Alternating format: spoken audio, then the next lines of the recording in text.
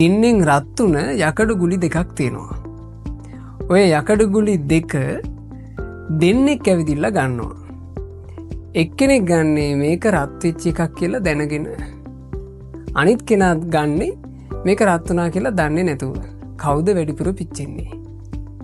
රජුරෝ කියනවා ස්වාමීනි නොදැන ගන්න මනුස්සයා තමයි පිච්චෙන්නේ.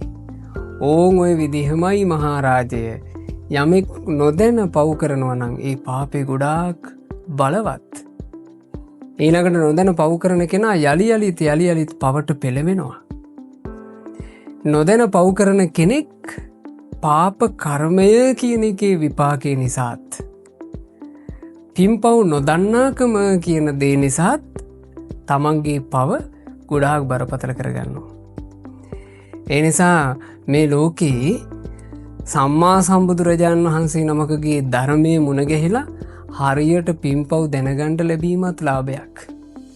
මේවා පින් මේවා පව් කියලා දැනගණ්ඩ ලැබෙන එකත් ලාභයක්.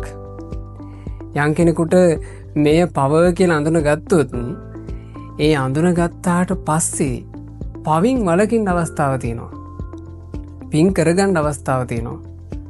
නිසා හොඳට පින්පව් දැනගෙන පව අත්හරින්නත් පින රැස් කරන්නත් අපි උත්සාහවත් වෙන්න ඕන. අපි ගමු මෙහෙම යම් කිසි කෙනෙක් දැනගෙන පින් කරනවා. නොදැන පින් කරනවා. දැනගෙන කරන පිනද බලවත් නොදැන සිද්ධ වෙන පිනද ඒකේ නම් බලවත් දැන කරනා පිනයි. දැන කෙනෙක් පින් කරනවා නම් එයා ඒ පින සකසා කරනවා. එනිසා හොඳට සද්ධර්ම ඉගෙන ගන්න. පින්පව් ගැන දැනගන්න.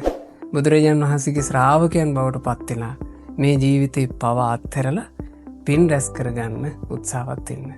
තෙරුවන් සරණයි.